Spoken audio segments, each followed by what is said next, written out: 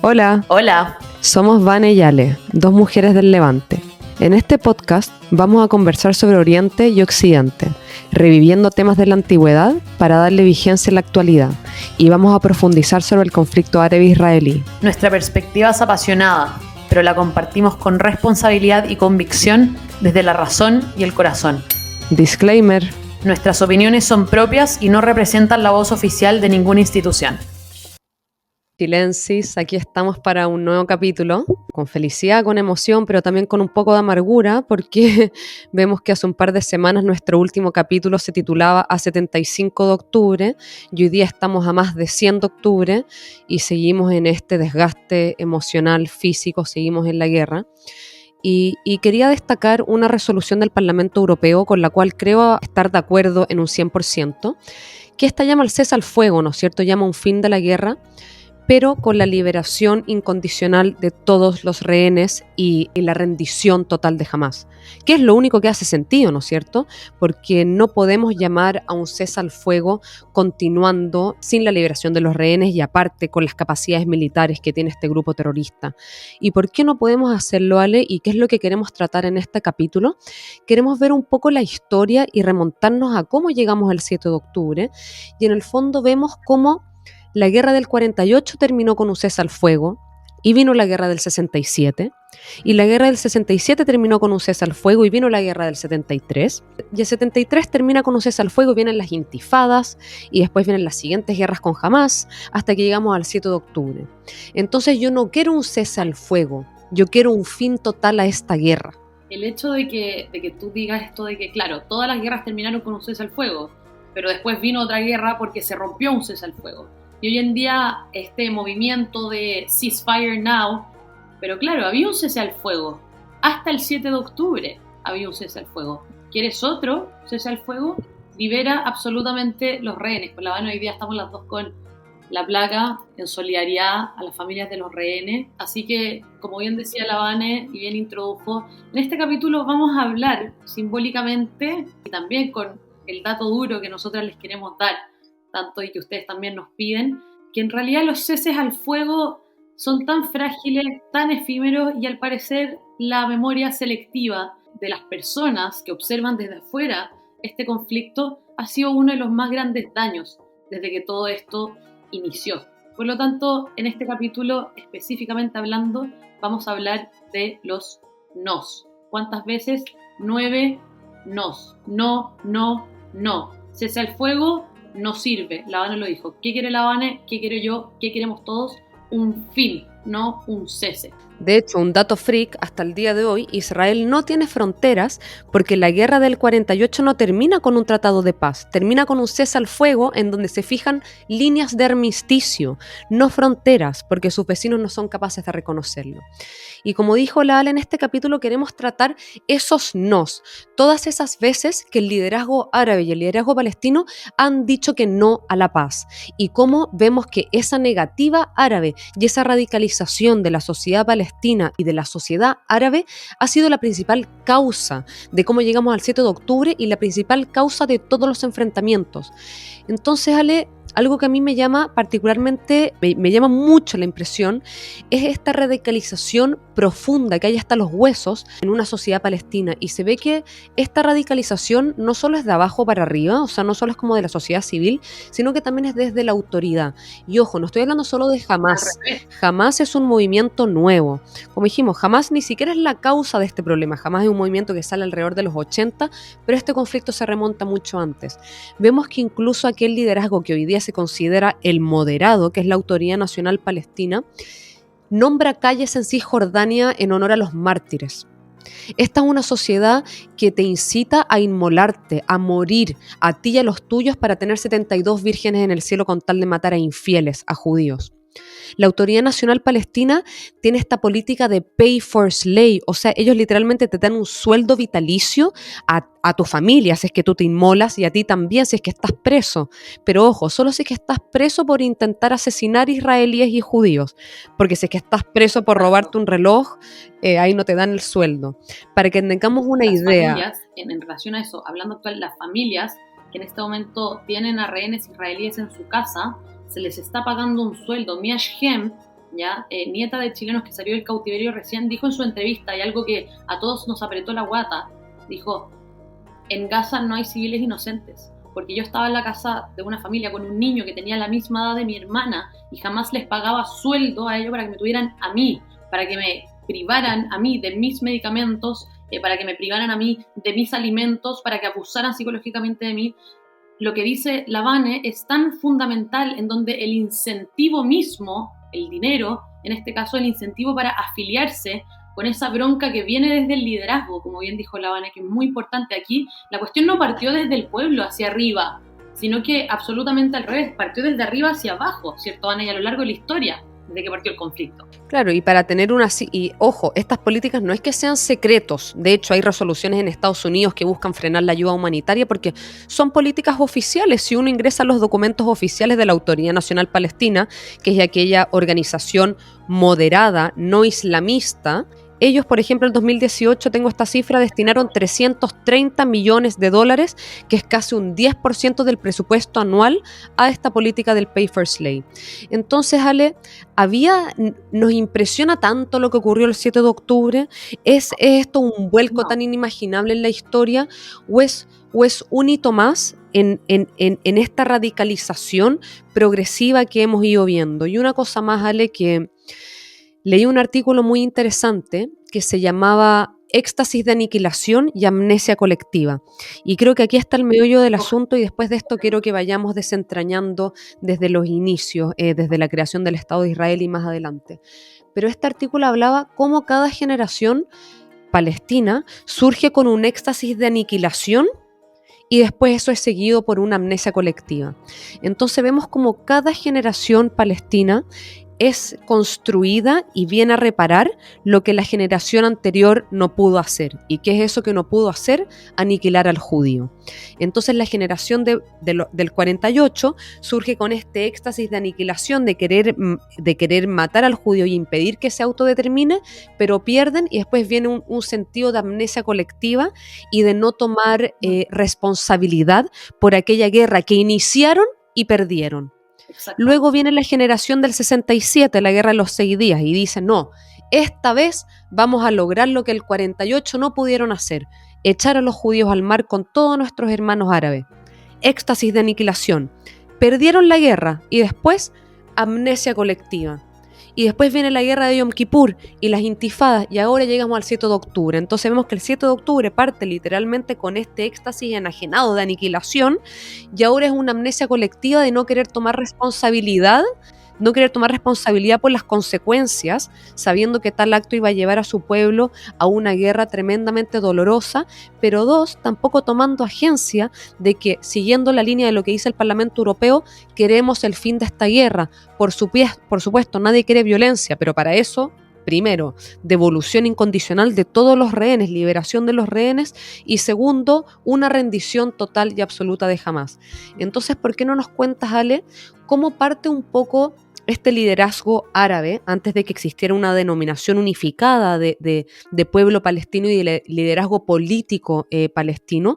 ¿Cómo parte un poco, cómo se ha ido sembrando esta ideología de una negativa a una paz desde los verdaderos inicios? Bueno, magistral, digamos, esa introducción, precisamente por la primera persona de la que voy a hablar ahora. Esa persona es el gran mufti de Jerusalén, Amin al-Husseini, y yo creo que él simboliza, además de, digamos, todo lo que hizo, simboliza un poco de por qué las cosas no han cambiado y por qué se sigue este ciclo de éxtasis de aniquilación y luego amnesia colectiva, como dice la Vane. Porque resulta que en los mismos inicios del conflicto, cuando antes de la Primera Guerra Mundial se encontraba el Imperio Turco Otomano en la región, en donde la región se llamaba Siria Palestina Otomana, ¿cierto? Nos encontramos con este personaje, un líder que desde su mismo inicio, desde su mismo activismo árabe nacionalista, porque desde esta época todavía no podemos hablar de activismo palestino nacionalista, después vamos a hablar de los años 60 y la OLP, desde su mismo inicio parte con este éxtasis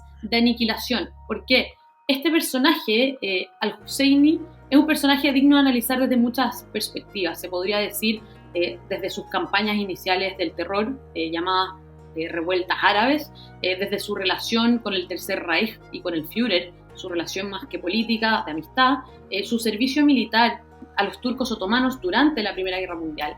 Pero quisiera abordarlo, Anne, en primer lugar, lo que sembró este personaje, y lo que sembró es lo que vemos hoy día, no solamente en Hamás, sino que en el activismo palestino occidental. Bueno, el Mufti de Jerusalén, para que entiendan, el Mufti es un cargo honorífico, ¿ya? Y además a Amin al-Husseini se le conoce como el primer presidente de toda Palestina, cuando en realidad en términos históricos, cronológicos, ese término sería incorrecto, más bien el primero, estaríamos hablando de Yasser Arafat más adelante. Entonces les contaba que sirvió en el ejército otomano durante la Primera Guerra Mundial, en donde hizo muy buenas migas con los alemanes, ¿cierto? Se encuentran años después, en la Segunda Guerra Mundial, en donde... La clásica foto con Hitler. La clásica foto con Hitler, en donde ahí se ven los amiguitos bien compinches, ¿cierto? Conversando, negociando, hablando del futuro, de algo que nadie habla, que de hecho al-Husseini fue el mentor de Yasser Arafat, que fue el fundador de la Organización para la Liberación de Palestina. Bueno, se junta con Hitler y dice, mira, la verdad es que tenemos varias cosas en común, pero sobre todo una, no nos gustan los judíos. Y no solamente no nos gustan los judíos, sino que no nos gustan en este planeta los judíos, los queremos aniquilar. Y Hitler dice, tengo judíos en Europa. Husseini dice, tengo judíos en la Palestina otomana. ¿Cómo lo podemos hacer?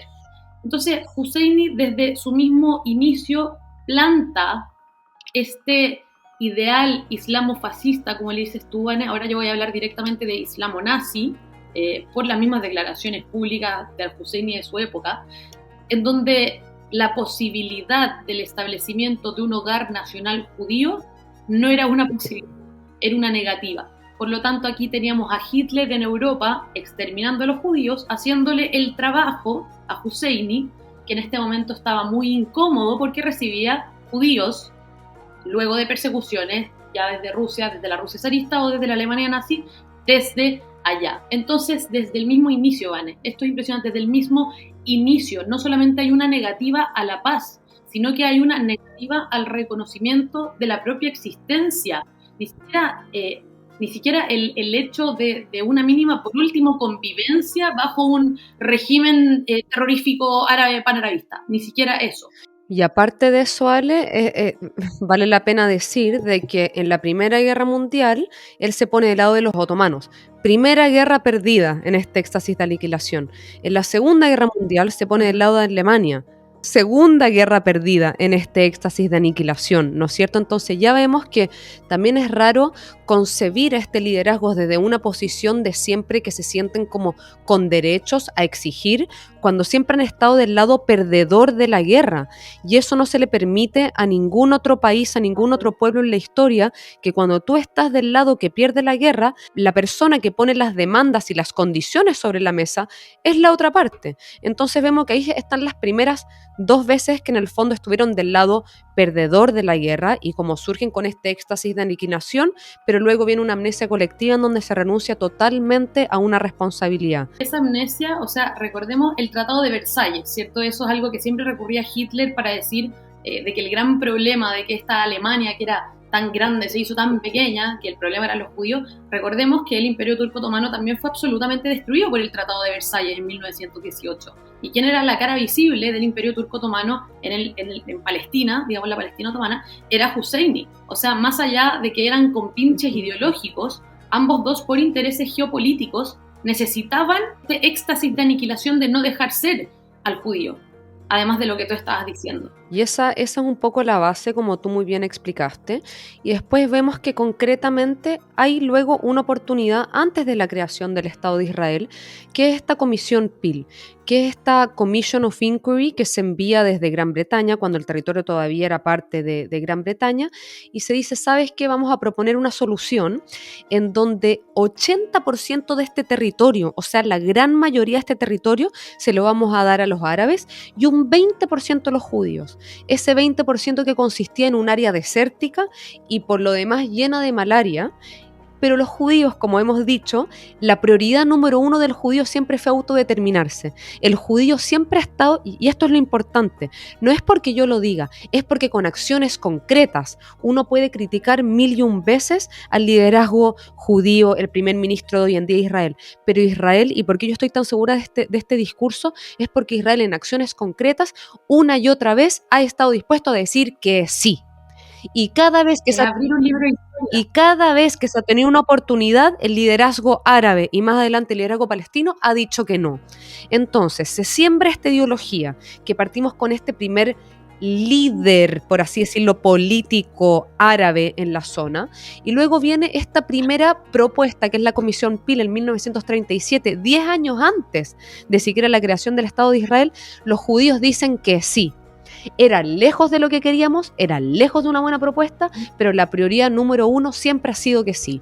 Y este sería como el primer no formal. Y ojo, la Comisión Peel nació como una comisión investigadora, Vane, porque los británicos les llamaba mucho la atención los disturbios civiles que existían en este territorio.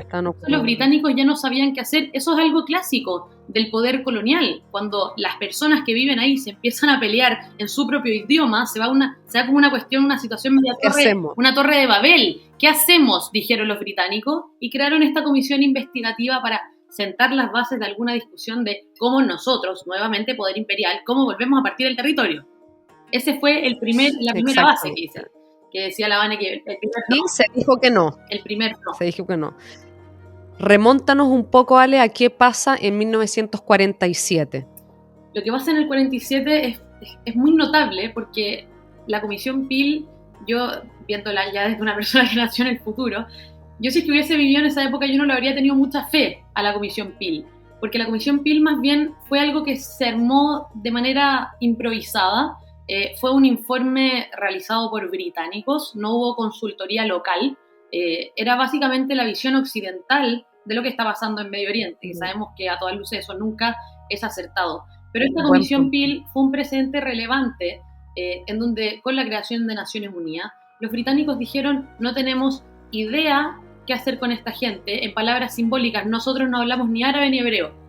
No podemos conversar con estas personas, no tenemos idea cómo ordenar la casa, porque ya nos sentimos que es nuestra casa, ya se nos desordenó entera. Entonces, Naciones Unidas, tomen, les paso el problema, solucionenlo ustedes. Entonces, en el año 47 se empieza a la par, como nosotros hemos hablado tantas veces, a la par de otros movimientos de liberación y de descolonización, tema que Naciones Unidas tenía que resolver por el desastre geopolítico que dejaron las guerras mundiales y la época imperial, de qué va a pasar con el mandato británico de Palestina. Mandato británico de Palestina, el cual incluye, que se me oiga bien, Jordania completa, Israel completo y todos los territorios palestinos. Eso, señores, era el mandato británico de Palestina. O sea, aquí Naciones Unidas el año 47 dijo, nosotros queremos resolver y proponer de qué hacemos con todo este territorio. Por lo tanto, aquí nosotros cuando hablamos del primer plan de partición siempre hablamos de la resolución 181 que se llama, que sería la partición solamente del mapa que conocemos hoy en día como Israel y Palestina. Pero antes de eso, Vane, lo que poca gente habla es la partición previa del mandato británico, en donde esa partición específicamente era la que iba a establecer un Estado árabe y un Estado judío, el cual no estaba en duda. O sea, todo el mundo, todas las naciones, democracias surgientes del mundo, decían, se necesita un Estado árabe y un Estado judío, eso no estaba en duda. Por lo tanto, Jordania, que era toda la parte en donde había mayor concentración poblacional árabe musulmana, ese iba a ser el Estado árabe. Y la otra parte del mandato, que sería el actual Israel y los territorios palestinos, iba a ser el Estado judío. Bueno, se rechazó el plan de partición por los árabes que vivían en esta parte del mapa. Jordania se independiza, por otro lado, ítem aparte, y nos queda este mandato.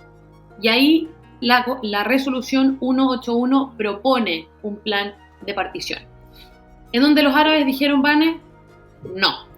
Nuevamente, no. No. En este caso, los judíos, ya recordemos que contextualicemos, estamos hablando del año 47, Israel se independiza en el año 48, muchos judíos habían llegado como sobrevivientes del Holocausto, había mucha esperanza, porque digamos la esperanza es lo último que se pierde, más o menos, y los judíos estaban dispuestos a decir que sí, a todo, a planes de partición muy, un poco ventajosos, sacando y restando a sus ciudades no solamente más sagradas, sino que a sus ciudades de realmente con mayor concentración poblacional.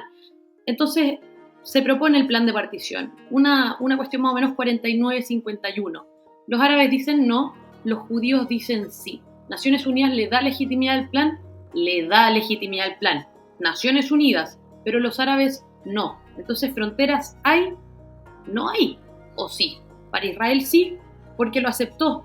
Pero en verdad no habían fronteras, porque cuando uno propone un plan de partición y una de las partes te dice que no, y la institución... ¿De qué sirve? ¿De qué sirve? Obvio, y la institución que está proponiendo... Yo puedo definir mis fronteras, pero si no las reconocen... Exacto, no puedo definir mis fronteras, no las reconocen, entonces no tengo fronteras. Por lo tanto, cuando esta institución internacional propone este plan de partición, los árabes no lo reconocen, la ONU dice, bueno, ya, igual lo vamos a llevar a cabo el plan de partición. Entonces, en estricto rigor, estos mapas que te muestra Mahmoud Abbas cómo Israel se va comiendo, en el fondo, en el año 48, el 100% del territorio quedó para el Estado judío, por la negativa árabe.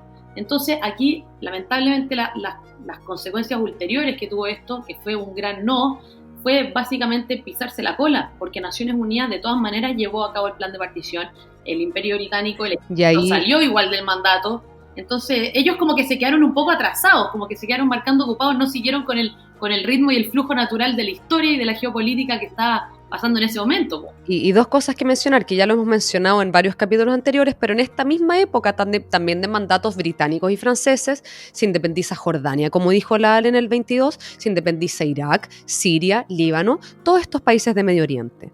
¿Y qué pasa después de esta resolución? Como dijo la Ale, Israel declaró su independencia en la parte que le había asignado el plan de partición de la ONU, y los árabes no solo dijeron no, sino que vamos con este éxtasis de aniquilación. Y ojo, acá le voy a dar un punto a favor a los palestinos, porque los palestinos ni siquiera estaban en la mesa de negociación, porque no había una entidad política organizada gubernamental palestina, sino que era lo que es la Liga Árabe. Entonces, las personas que dijeron que no fueron los palestinos, que ahí en ese entonces eran árabes. Ahora no hay una unidad geopolítica palestina, sino que era la Liga Árabe. Eso es un punto que se podría dar a su favor, que todavía estamos hablando de una negativa árabe y no necesariamente palestina. Entonces, en este éxtasis de aniquilación árabe, donde la Liga Árabe incluía Egipto, Irak, Transjordania, Líbano, Arabia Saudita, Siria, Yemen, declaran una guerra contra Israel. Y dicen, no solo vamos a decir no al plan de partición, sino que vamos a echar a todos los judíos al mar. Y va esta éxtasis de aniquilación, seguros de que claramente iban a aniquilar a todos los judíos que declararon su independencia en menos de 24 horas, muchos de ellos sobrevivientes del Holocausto, claramente débiles, tenían un ejército de menos de 700.000 hombres, los judíos, y quién sabe por qué o cómo, yo la verdad me gustaría estudiar mucho más esta guerra, pero Israel gana la guerra. ¿Y ahí qué pasa? Amnesia colectiva. Amnesia colectiva y renunciar a un total sentido de responsabilidad o agencia por las decisiones que se toman. Y en un capítulo más adelante nos vamos a dedicar, me gustaría dedicarme mucho más a esta concepción de la Nakba y los refugiados y las consecuencias de esta guerra del 48. Pero para no quedarnos pegados, como dijo la Ale entonces, voy a avanzar un poquito más adelante y me voy a remontar. Entonces tenemos esta guerra que es como la guerra fundacional desde el Estado de Israel, en donde es curioso porque la gente que critica la legitimidad del Estado de Israel, yo te pregunto, ¿crees en el derecho de conquista? Si la respuesta es no, entonces este territorio solo ha sido conquistado por distintos imperios, ninguno de ellos con una soberanía local autodeterminada, salvo la última vez que lo hubo, que fue el Reino de Judea. Entonces, si tú no crees en el derecho de conquista, igual los judíos tendrían derecho porque este territorio ha sido parte de una sucesión de imperios, nunca ha sido un área independiente autogobernada por una población local. Y si tú sí crees en el derecho de conquista, pues ganamos una guerra defensiva en el 48, en donde hubo un éxtasis de aniquilación y luego vino una amnesia colectiva. Y además en esa época de la historia, para que no sea también amnesia colectiva del mundo occidental, en esa época de la historia, recuérdense que bajo el derecho internacional y el imperio del derecho, señores, se podían ganar territorios por guerra. Por lo tanto, si es que igual no crees en la bandera de lucha del pueblo judío de retorno, me imagino que sí creerás en el derecho internacional de la época, en donde sí se puede ganar territorio por guerra. O sea, si no, hipocresía por cuál lado, hipocresía por todos lados. Es uno por el otro. O sea, decídanse. Es uno por el otro. Y después, Ale, vemos un poco este shift, o todavía no shift, pero que empieza un poco en los 60, porque vemos que el año 64 se crea la OLP. Esta es la Organización por la Liberación de Palestina, que se podría decir que es como la primera autoridad política local, o todavía no local, que había de la población árabe en el territorio, porque hasta ese entonces no había una conciencia colectiva de palestinos como los árabes que vivían en Palestina. Como dijimos, todos los que vivían en Palestina eran palestinos, pero como por default, por no pertenecer al Estado de Israel, empieza a haber este sentido como colectivo de una identidad árabe llamada Palestina. Y se crea la OLP, se crea de hecho en un principio por la Liga Árabe. Y no es sino después de la guerra del 67 que Yasser Arafat, que es este personaje egipcio, o sea, vemos que es un extranjero, el que toma rol de la OLP. Y esta OLP es muy curioso de partida analizar el nombre, porque como sus siglas lo dicen, Sí, es la el nombre. Organización por la Liberación de Palestina. Ahora yo me pregunto, Palabra por palabra, por favor. Ahora yo me pregunto, ¿liberar Palestina de qué? Porque esta organización se funda en 1964. En 1964 el territorio estaba conformado como las consecuencias que dejó la guerra de independencia o la guerra del 48. ¿Qué significa esto? Que Gaza estaba ocupada por Egipto y Cisjordania estaba ocupada por Jordania, que de hecho, como su nombre lo dice, se entiende mejor en inglés porque en inglés se llama West Bank. Jordania ocupa eso que está a su oeste del río Jordán, por eso se llama West Bank. Entonces, si el territorio palestino, que es Gaza y Cisjordania, estaba en manos de sus hermanos árabes, ocupado por sus hermanos árabes, que no les extendieron nacionalidad, ¿de qué querían liberar? Entonces, esto es verdaderamente lo que muchos occidentales que repiten un eslogan vacío sin entender desde el río hasta el mar, no entienden verdaderamente liberar de qué, porque si acá ni Gaza ni Cisjordania estaba ocupado por Israel, entonces como muchos de nosotros decimos, no nosotros, pero muchos dicen hoy en día que el problema o la causa de esto es la ocupación. Esto fue antes de la ocupación, pero ya había una concepción en el ideario de liberar. ¿De liberar qué? Aquello que está entre medio del río y el mar, o sea, Israel y los judíos. Curioso es, Vane, que justo esos dos territorios, que un territorio era de Egipto y el otro territorio era de Jordania, es que lo más curioso es que la OLP, en su carta fundacional, renuncia expresamente a la búsqueda de soberanía sobre Cisjordania y sobre Gaza. ¿Qué cambió entonces? ¿Qué cambió? ¿Qué pasó? ¿Por qué hoy en día justo en esos dos lugares está el Estado de Palestina? ¿Qué fue lo que cambió la historia? ¿Cuál fue el shift? Que para allá ya leí que estaba yendo para allá. ¿Qué pasó? Claro, entonces exactamente como tú dices, ya bueno, sale el 64 que se empieza a ver este ideario un poco más de identificación nacional árabe como palestino, y surge la guerra del 67, nuevamente una nueva generación árabe que inyecta todos sus recursos y todas sus fuerzas en crear un éxtasis de aniquilación, la guerra de los 6 días. Una guerra en donde nuevamente todos los países de la Liga Árabe van a destruir Israel con la promesa de eliminar a los judíos con este éxtasis de aniquilación, y esta es la guerra que en 6 días pierden. Y esta es la guerra en donde Israel recupera muchísimo más territorio. ¿Y por qué es tan importante? Porque hoy en día también se habla de la ocupación. Me gustaría mucho dedicarle un capítulo particular a la ocupación, pero la ocupación es muy curioso porque la ocupación generalmente no es la causa de las guerras. La ocupación no es la causa de la situación que vemos ahora. La ocupación es la consecuencia. La ocupación es aquel estatus jurídico transitorio que se le da a aquellos territorios capturados como consecuencia de una guerra. Entonces, como consecuencia de tu éxtasis de aniquilación, Israel recupera estos territorios y luego viene una amnesia colectiva. Lo ocupa, pero esto vemos que es una consecuencia. ¿Y por qué nuevamente yo estoy tan segura del discurso que estoy diciendo, Ale?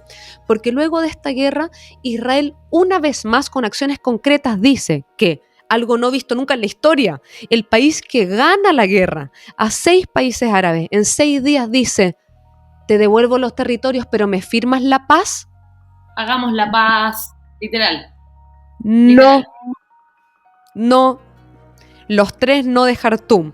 Y antes quería leer algo, te quiero leer un artículo de la Carta Fundacional de la OLP, que esta es como un poco la concepción y el ideario que para mí esta ideología fundamentalista que está instalada hasta los huesos es la causa de cómo llegamos a donde estamos ahora. Artículo 21.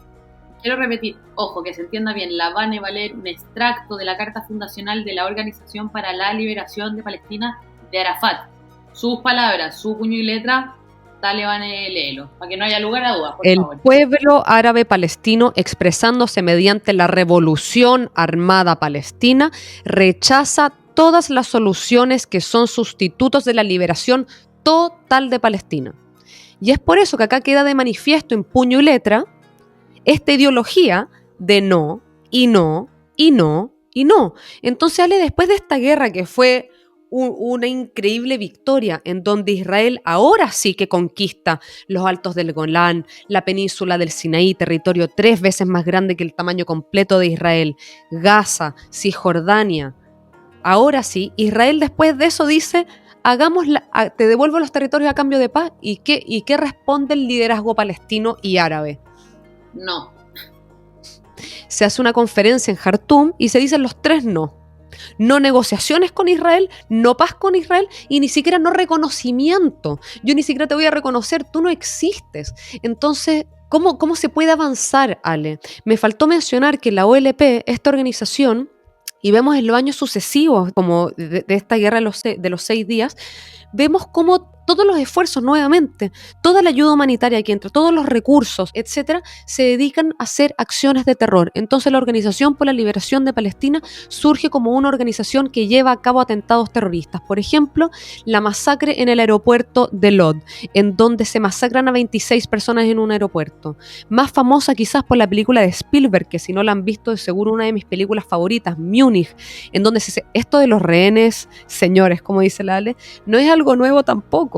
En el 72 había una olimpiada en Múnich, un poco Alemania quería abrirse al mundo después de la Segunda Guerra Mundial, mostrando este país un poco más liberal, habiendo cambiado después, y se enfrentan con que esta organización de Septiembre Negro secuestra a 11 atletas israelíes de las olimpiadas y los masacra a todos, y por estos rehenes también se hace un intercambio de rehenes israelíes y prisioneros palestinos.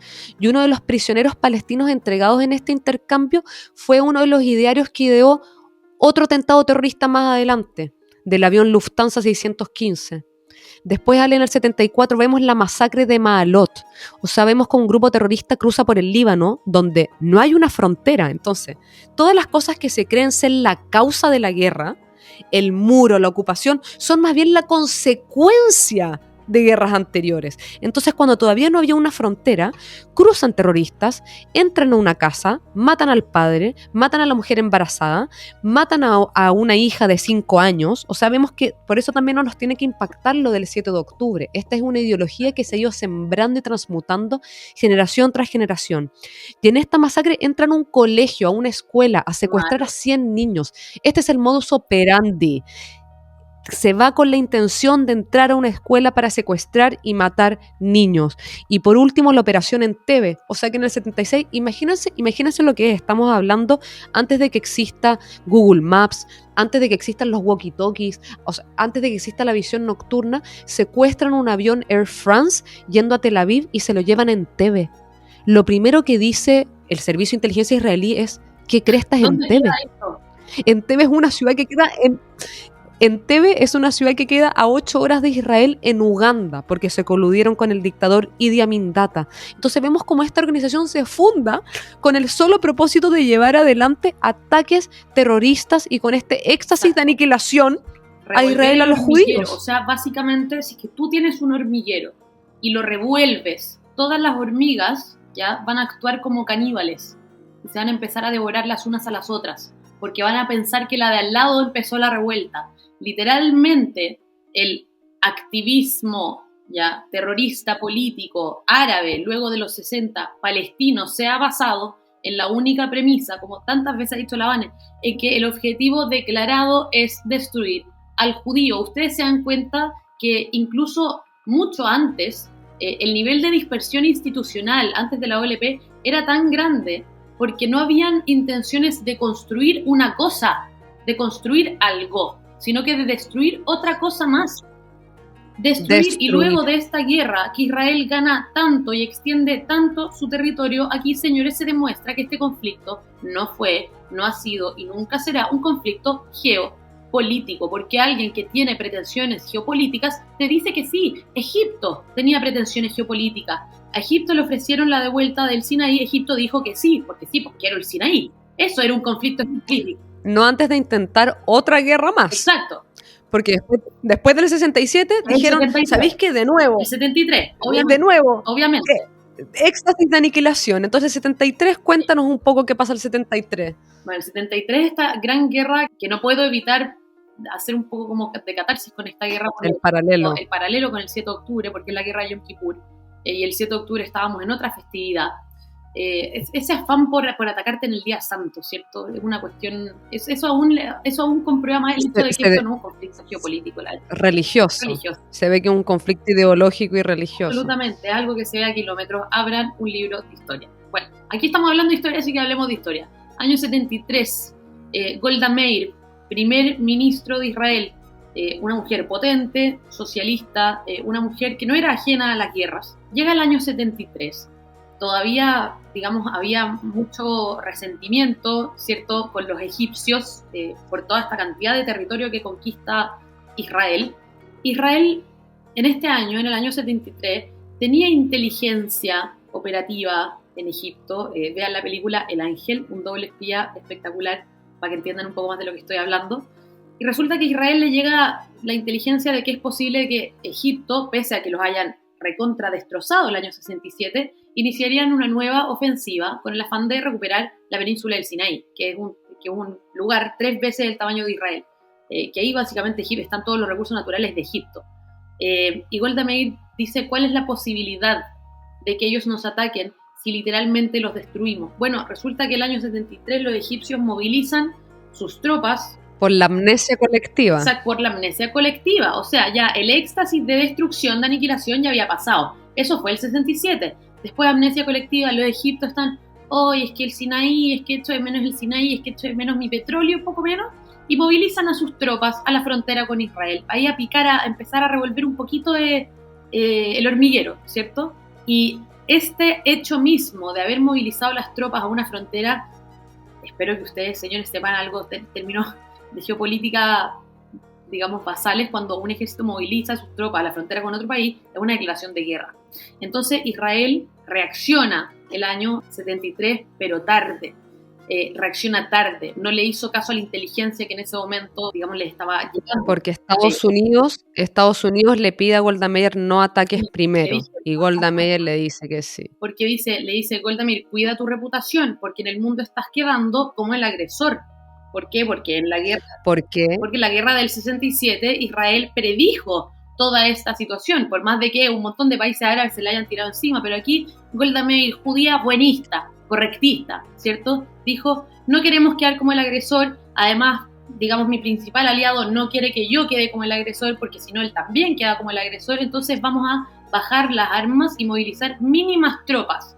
¿Qué pasa? Guerra de Yom Kippur, todos los reservistas estaban todos en la sinagoga, estaban todos ayunando, y ha sido, digamos, uno de los cuentos más oscuros en la historia de Israel. Bueno, Israel gana la guerra de Yom Kippur, la gana también. Quiero agregar 2 cosas. Uno, que es muy importante, que luego de la guerra del 67 por primera vez se invierte este paradigma en donde Israel es visto como el fuerte, porque hasta ese entonces era el víctima, pero cuando gana la guerra del 67, desde ahí en adelante se empieza a concebir un poco a Israel como el fuerte. Y lo otro es que la península del Sinaí, que era este territorio ocupado, que dijimos que la ocupación es una denominación jurídica transitoria para aquel territorio capturado como consecuencia de una guerra, habían tropas de la ONU. ¿Y de qué sirvieron, señores? Entonces, cuando uno se pregunta qué puede pasar ahora en Gaza, ponemos a la ONU. Se ha visto que cada vez que la ONU ha tomado control de un territorio ha sido sumamente ineficiente, porque acá lo único que hace Sadat es decirle, señor de la ONU, muévase, voy a trasladar a mis tropas para atacar una vez más a Israel. Exactamente. Israel gana esta guerra, pero con altísimas consecuencias. O sea, vemos que fue una guerra muy sangrienta, muy dolorosa, se perdieron muchas vidas. Recordemos que Israel es un país muy pequeño. Acá que yo estoy en Nueva York, siempre se hace la alusión a que es del tamaño de New Jersey. En Chile se podría equiparar a la quinta... Es un país que de punta a punta se recorre en 5 horas y media. En 4. Básicamente. Exactamente. Básicamente. En 5 horas y media se recorre de punta a punta y de ancho a ancho en 1 hora. Eso es Israel, por si acaso. Y después de esta guerra de Yom Kippur, que tú muy bien contaste que es una guerra que marca mucho la identidad colectiva israelí y también judía diaspórica, pasan 5 años y en esos 5 años Sadat, ya completamente derrotado, es el primer líder que se da cuenta, ¿sabes qué? Mejor voy a renunciar a mi pretensión de aniquilación, de éxtasis de aniquilación, y por primera vez dice, ¿sabes qué? Voy a intentar firmar la paz con Israel. Entonces lo primero que hace, que son cosas que para nosotros se nos dan por sentado, pero él visita el Parlamento israelí y es la primera vez que un líder árabe y un líder israelí se reúnen, y más aún que él viajó a territorio israelí. Eso fue una locura. Eso fue una locura teniendo visto que Begin era el primer ministro electo de extrema derecha. O sea, imagínense la situación de un panarabista, ya, como Sadat, él viajando a Jerusalén, como que también fue un mensaje político importante, juntarse en Jerusalén y no en Tel Aviv, ¿ya?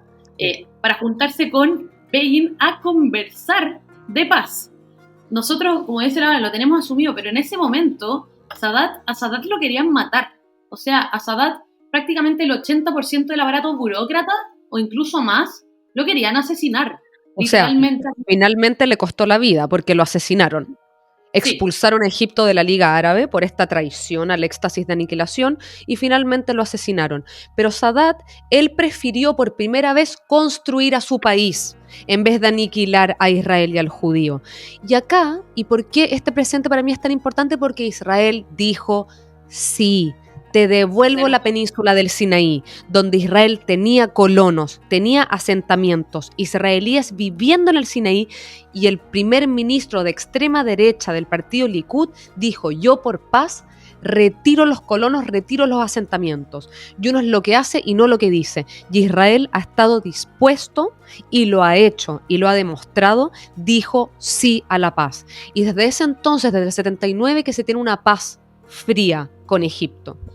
Exactamente, y lo que tú dices es, pensemos en la península del Sinaí en ese momento. O sea, Israel, que se sepa, Israel hoy en día vive de tecnología, ya, ese es su principal ingreso, no vive de recursos naturales. En ese momento Israel estaba pagando los costos de la guerra con los recursos naturales de la península del Sinaí.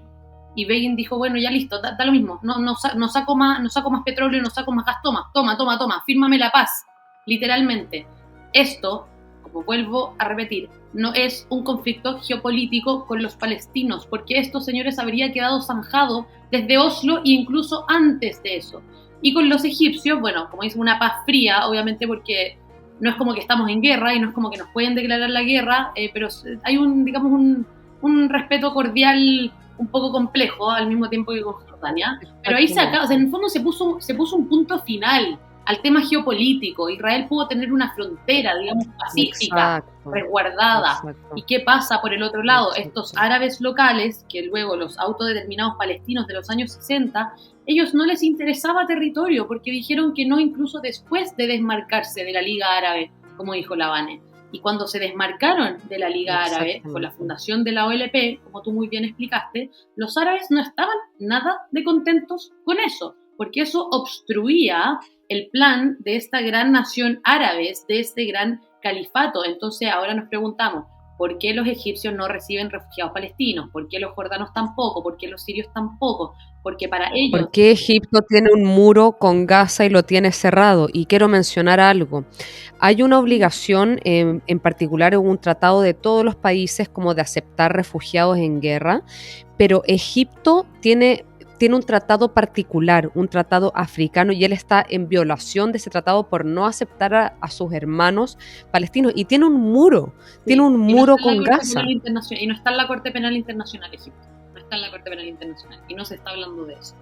Y Y en ese orden de ideas, Vane, cuando todo el mundo árabe le da la espalda a la OLP y a los palestinos y se quedan solos, los árabes dijeron, bueno, ¿quieres ser distinto? ¿Tú quieres ser distinto? ¿Te quieres llamar palestino? Bueno, perfecto. Yo hasta aquí llegué, hasta el año 73, dicen los egipcios, adiós, yo recuperé la península del Sinaí, los jordanos se retiran, derrotados por cierto, pero vivos, más vivos que muertos, y ahí quedan los palestinos, después de los años 70. Y en este contexto, como dijo la Vane, 5 años después, en el año 79, pasa algo de suma relevancia. Como habíamos dicho, repasándose, se reúnen estos dos líderes que mandó un mensaje muy potente, no solamente hacia Occidente, sino que Oriente. Los árabes vieron esto y dijeron, uno lo hizo, uno de nosotros se atrevió.